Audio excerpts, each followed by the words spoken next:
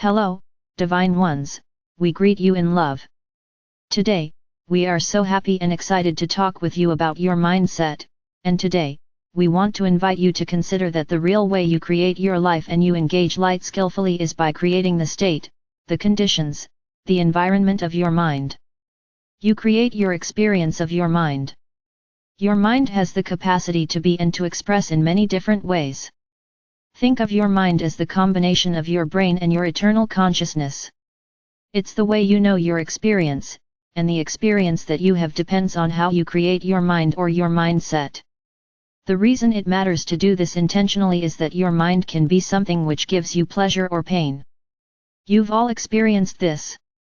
You've all had those nights when you wake up, and you're stressed about something, and your mind makes you crazy. You tend to attribute your experience to your mindless when you're feeling positive, but when you're feeling incredible, that's because in your mind too, it's because of your capacity to receive an experience based on your mindset, and all of this is within your control. Today, we want to talk about this because your mind can be open and radiant or congested and depressing. Your mindset is developing all the time and it's completely of your own making, so you can shape it any way you like. Creating a mind that is shiny and open and available to high frequencies and discovering what it's like to live with that is way to know who you really are. What if the way you think shaped your mind? What if what you paid attention to shaped your mind? What if what you invested your energy in becoming established in your mind? What if what you stopped paying attention to just fell out of your mind, was no longer active or present? Well, that is how it works. You create your mind, and your mind entirely shapes your experience. There's two aspects to your mind that we want to speak about. There's the autopilot part that happens without effort, and there's the conscious, intentional part, and we want to give you an example of how that might be beneficial for you and what you can do to shape both parts of your mind in ways that elevate your life. This morning Alia saw this ad on Facebook. It was for a retreat with the Buddhist teacher Pema Chodron, who she likes. So she watched the video, and the video for the retreat had Pema telling a very simple story. This is the story she told.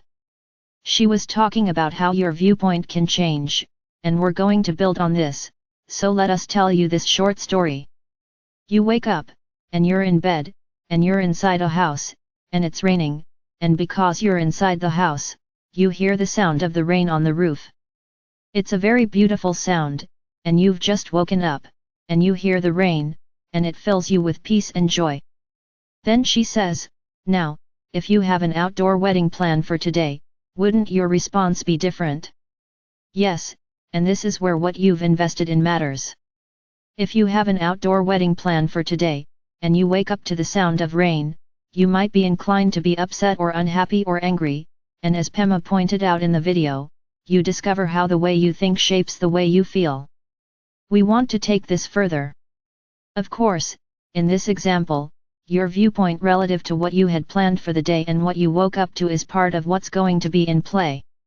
This is where it gets really interesting and has to do with your mindset, because if you're a person who has been practicing a mindset of ease and cultivating thoughts that things go your way, if you've been building positive ascending momentum, you might find that you enjoy the rain and expect it to stop before the wedding, leaving the air clear and fresh and everything sparkling and clean and beautiful.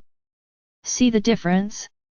If you've been feeling and thinking that life isn't going your way, if you've got descending momentum going on, and you haven't been cultivating the environment of your mind, you might very easily get very angry, and also use this manifest experience as fuel to further that unhappy pattern of thought by thinking, oh my gosh, hey race, yet another thing that isn't working out for me. Do you feel the difference in the momentum that gets furthered by your response to this, and do you see how your existing momentum might come into play automatically or intentionally in every moment of your experience? Of course, you do, because you're smart. You realize now that only you can create this momentum in your life, and that you're doing it. You're creating your mindset in the state of your mind day in, day out. The state of your mind has to do with your frequency and how you're focused in your state of alignment, and you can change this. You can change it. You can change it at any time in any moment. We've often made the suggestion to interrupt things and to let go of what's going on, to interrupt what's not feeling good, to reach for anything that gives you a little relief. We go further with this right now by saying any investment you make in a positive mindset benefits you. Any time in your day, you can tell yourself something nice, something positive, something cheerful, something uplifting, something unconditional, even. Every time you do this, you are fostering beneficial ways of using your attention, and you're investing your focus in ways that create your mind in open, spacious, elevated expression. Your mind can be a temple. Your mind can be a temple, a beautiful light-filled space in which divine, high-frequency light flows in, and when your mind functions like this, you feel nourished and held, loved, supported, connected, resourced, abundant, free. Your mind can be this sanctuary of incredible steady empowerment. Your mind is capable of that. Your mind can give you a feeling of safety and stability. Your mind is capable of being created in a way that elevates and inspires you consistently. It can be the source of you feeling fabulous moment after moment after moment, and you can achieve that kind of state and that experience by investing in our mindset in ways that feel good. Your mind can be your ally, but like all relationships, your mind thrives when it's treated with respect. When you respect and understand the power of your mind, you use it to create an environment that is receptive and in accord, in harmony, in resonance with elevated frequencies, and you do this by thinking elevated thoughts. You honor yourself and your mind by no longer giving into lower frequency patterns of thought. Even though they might come up and even though they might seem so easy and familiar, when they do come up, you refuse to invest further in them, and when you notice they come up, you pivot. You withdraw your attention from them. You turn, instead, towards something that serves you a little more, something that really honors and respects you, in your thinking.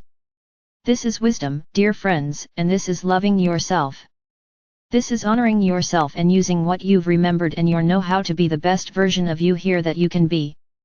This is taking excellent care of your mind because your mind creates your experience and the environment of your mind matters.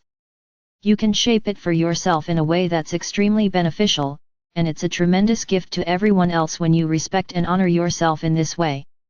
Of course, you're free to live in whatever way you choose, but we feel certain that given your tendency to co-create with us that you, too, are interested in being here as a conduit of clarity, as a beacon of light and joy, as a presence of fulfillment and love and coherence and clarity. We know that you want to have a wonderful life and that you aspire to even better experiences. Well, all of that can happen. It's all possible. It's not even hard. It's not even hard because no matter where you are and no matter how it's going, and no matter how it's been going, or no matter what has already happened, what's happening next is all about what's happening right now.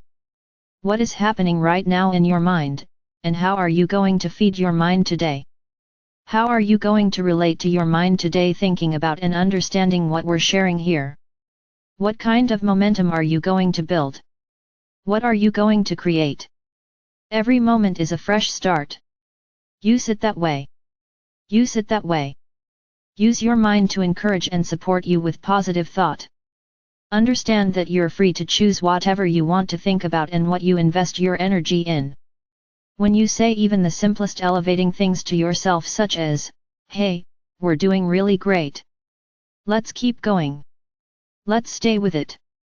That alone is so simple, and it makes your life better, and it fosters a more positive mindset. It's really so simple to live, enjoy, and create unconditionally. Light flows at your command, but you have to do it. You have to embrace your freedom of focus.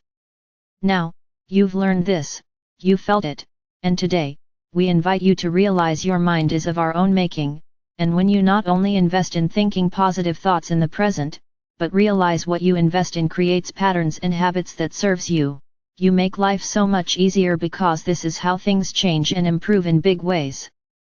Imagine how far you can go when the thoughts you think intentionally are positive and encouraging and hopeful and aligned with what you want. And the thoughts that happen on autopilot start to be the new ones you're establishing and also building through positive patterns of thought. That is liberation, and that is living skillfully and wisely and letting the way your beautiful mind works work for you, allowing yourself to create a mindset that stabilizes your life and serves your joy. If you've never considered this a priority before, we invite you today to do so. We are complete.